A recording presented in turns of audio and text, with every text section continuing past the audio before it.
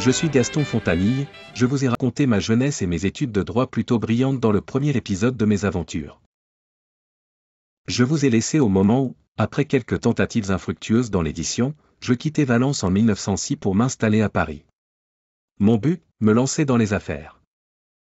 Aussitôt dit, aussitôt fait, fin 1906, j'ouvre un établissement bancaire, situé aux 5 rue Laffitte à Paris. L'année suivante, je continue sur ma lancée. Devant le succès du tout nouveau cinématographe, je crée une sorte de cinémobile, la Société Générale des Cinématographes Forains.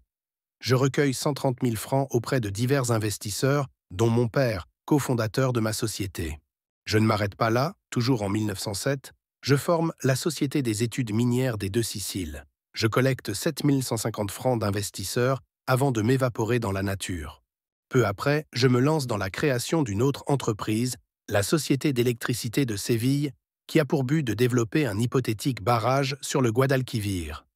L'affaire est bien entendu frauduleuse, mais je parviens tout de même à collecter 27 000 francs. Quelques mois plus tard, les affaires se gâtent. Pour l'ensemble de mon œuvre, je suis arrêté par la police le 27 mars 1908 à mon domicile au 56 avenue Montaigne. Jugé en avril 1908 dans le cadre de mes sociétés fictives. Je plaide l'innocence et assure m'être fait duper par des intermédiaires peu scrupuleux. Je suis cependant condamné à 3 ans de prison et à 3 000 francs d'amende. Je fais appel du jugement. Ma peine est réduite à 18 mois, mais je reste finalement seulement 9 mois en prison. En mars 1910, les affaires reprennent. Je crée une fausse banque, la Banque de Lorraine de Crédit, basée rue Saint-Jean à Nancy.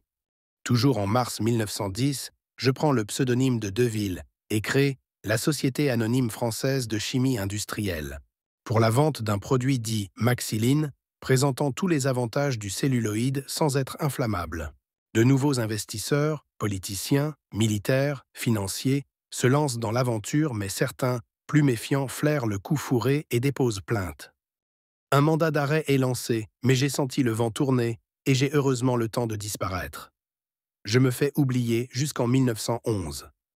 En juin 1911, je refais surface et me lance dans une nouvelle affaire au titre ronflant, l'Institut national des archives de la noblesse, basé rue Belfond à Paris.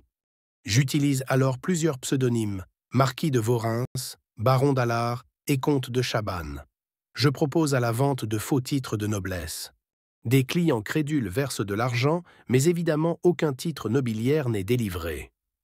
Plainte est déposée et me voilà à nouveau arrêté et jugé. Je suis reconnu coupable pour l'affaire de la Société de chimie industrielle et des faux titres de noblesse et à nouveau incarcéré pendant 2 ans et demi, je sors de prison en juillet 1914. Quelques semaines plus tard, la guerre avec l'Allemagne est déclarée. Mais en raison de ma faible constitution, je suis exempté de service militaire. Je me dis alors que cette entrée en guerre de la France va m'ouvrir de nouveaux horizons. Vous l'avez compris, mon terrain de jeu va s'agrandir. Alors, rendez-vous au prochain épisode. C'est le plus grand des voleurs. Oui, mais c'est un gentleman. Il s'empare de vos valeurs sans vous menacer d'une arme. L'Association française d'hérinophilie, Arc-en-Ciel est une association de collectionneurs de vignettes non postales. Ses objectifs sont de regrouper les collectionneurs de vignettes et collections périphériques de France et de l'étranger, d'assurer la promotion de ces collections, de fournir aux membres la documentation et les informations facilitant la constitution d'une collection, et de faciliter le dialogue entre les collectionneurs ayant rejoint l'association.